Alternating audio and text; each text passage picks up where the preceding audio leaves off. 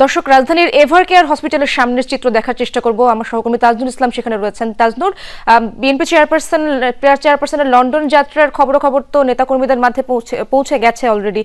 তারা কি সেখানে উপস্থিত হয়েছেন কিনা সেই সামনের চিত্র জানাবেন, এবং লন্ডন যাত্রার বিষয়ে সবশেষ কি তথ্য রয়েছে আপনার কাছে?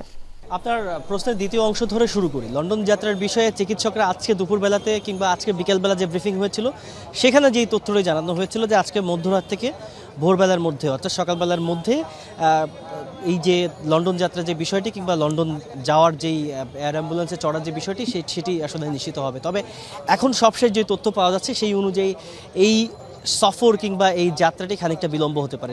সেটি বিলম্ব হতে পারে যেই কারণে একটু আগের সেই আমাদের সহকর্মী লন্ডন থেকে যেমনটি জানাচ্ছিলেন যে ডাক্তার জোবাইদুর রহমান তিনি সকাল 9:30টার দিকে বাংলাদেশে পৌঁছাবেন, এরকম একটি খবর এর মধ্যে সবাই জেনে গিয়েছে কিংবা সবাই জেনেছে এবং সেটি নিয়ে আলাপ আলোচনা হচ্ছে।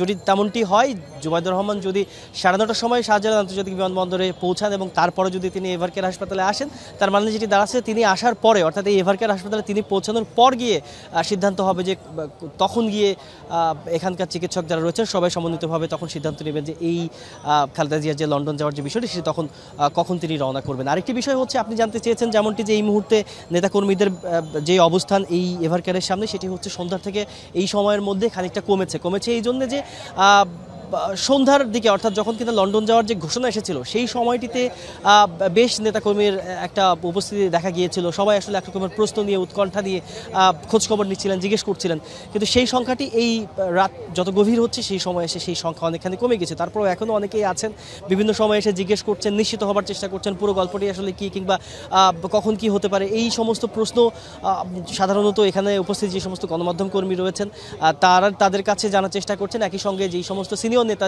অনেকেই আসছেন তাদের কাছ থেকেও তারা তথ্য জানার চেষ্টা করছেন। ইশরাত, তাজনুর, অনেক ধন্যবাদ আপনাকে। সার্বক্ষণিক আপডেটগুলো আপনার মাধ্যমে দর্শকদের আমরা জানানোর চেষ্টা করব। অনেক ধন্যবাদ আপনাকে।